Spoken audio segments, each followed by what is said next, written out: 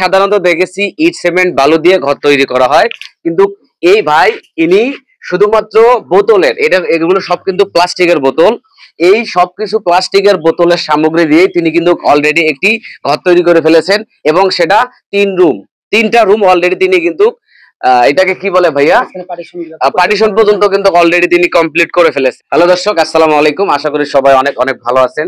আজকে আমি আপনাদেরকে ইউনিক একটা ভিডিও দেখাবো। বাংলাদেশের আমাদের গাইবান্ধা জেলার সুন্দরগঞ্জ থানার মধ্যে এমন একটি জিনিস এই ভাই তৈরি করেছেন, যেটা দেখলে আপনারা হতবাক হয়ে যাবেন। বিষয়টাকে একটু ঘুরে ঘুরে দেখান, এটা থেকে আপনি ছাদ দিয়ে দেবেন। তো যাই হোক, আমরা এই ভাইয়ের সঙ্গে একটু কথা বলবো, এর বিষয়ে আসলে জানবো যে আসলে এটা মানে এই উদ্যোগটা তিনি কোথা থেকে পেলেন, এখন পর্যন্ত কত টাকা খরচ করেছে, কি ভাবে এই জিনিসটা ইনি এত দূর পর্যন্ত নিয়ে আসছে। তো ভাইয়া আসসালামু আলাইকুম। ওয়ালাইকুম আসসালাম। আপনার নাম কি? মোহাম্মদ আব্দুল হাকিম। আচ্ছা, আপনি পেশায় কি করেন? কৃষি কাজ করি, পাশাপাশি আমার অটো বাইক আছে। ও আচ্ছা আচ্ছা। তো আপনি এই উদ্যোগটা পেলেন কোথা থেকে? আমি ইউটিউবে দেখছি, বা আমার রংপুরে শ্বশুর বাড়ি, ওখানে আমার একটা মামা শ্বশুর বানাইছে, মানে মিস্ত্রি, আমি ওনার দ্বারা এটা তৈরি করে নিয়েছি। আচ্ছা আচ্ছা। তো সবাই যেহেতু ইট এবং সিমেন্ট দিয়ে ঘর তৈরি করে থাকে, তো আপনার এই ব্যতিক্রমী উদ্যোগটা দেখে এলাকার লোকজনের প্রতিক্রিয়া কেমন ছিল?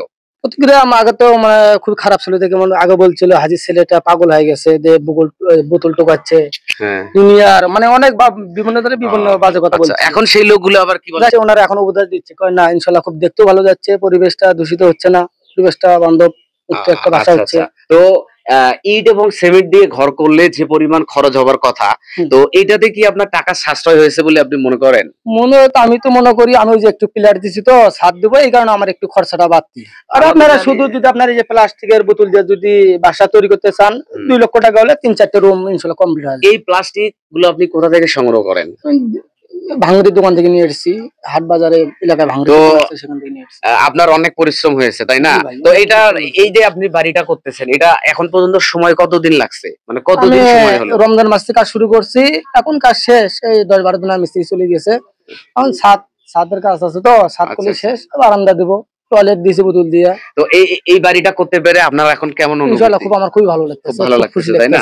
তো আচ্ছা, যাই হোক, দর্শকের উদ্দেশ্যে আপনারা একটু বলবেন, যদি কেউ এই ধরনের বাড়ি তৈরি করতে চায়, তাহলে তাকে কত পরিমাণ, মানে কি পরিমাণ টাকা দরকার হবে আর কি? 2 লক্ষ টাকা হলে আপনার 4টা রুম ইনশাআল্লাহ হয়ে যাবে। সেটা ছাদ পর্যন্ত আপনার উপরে টিন ব্যবহার করতে পারবেন, উপরে টিন ব্যবহার করতে পারবেন। তো দর্শক, এই ভাই কিন্তু জানাচ্ছিলেন যে আসলে এই ঘরটা করতে তার অলরেডি কত টাকা গেছে এখন পর্যন্ত? আমার একটু কলম দিয়েছি তো, ছাদ দেবে প্রায় 5 লক্ষ টাকার মতো চলে গেছে, অলরেডি 5 লক্ষ টাকা কিন্তু চলে গেছে। তারপরও কথায় আছে শখের তোলা 80 টাকা। এই ভাই অনেক শখ করছে, শখ করে এই ঘরটা কিন্তু করছে। তো ভাই, আপনাকে অসংখ্য অসংখ্য ধন্যবাদ আমাদের গাইবান্ধা জেলার সুন্দরগঞ্জ থানার মধ্যে এইরকম একটি ব্যতিক্রমী উদ্যোগ নেওয়ার জন্য।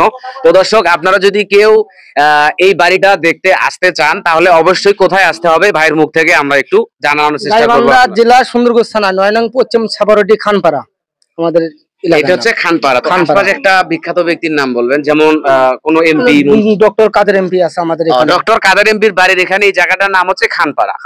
খানপাড়া আসলে এবং কাদের এমপির বাড়ির পাশেই মূলত এই বাড়িটি নির্মাণ করতেছেন এই ভাই। ভাই, আপনার নামটা আবারও বলুন। মোহাম্মদ আব্দুল হাকিম খান। আপনার বাবার নাম? আলহাজ হাসান আলী খান। আলহাজ হাসান আলী। তো দর্শক, আপনাদের কাছে এই বাড়িটা কেমন লাগলো অবশ্যই কমেন্টস এর মাধ্যমে জানতে পারবেন। আমার কাছে এই বাড়িটা দেখতে কিন্তু খুব সুন্দর লাগছে, ভালো লাগছে। তো আমি অবশ্যই এই বাড়িটার পুরো ডিটেলস আপনাদেরকে দিয়ে দেবো ঘুরে ঘুরে দেখানোর পরে। তো চোখ রাখবেন, যদি কেউ আসতে চান আসতে পারেন। ধন্যবাদ আপনাদেরকে।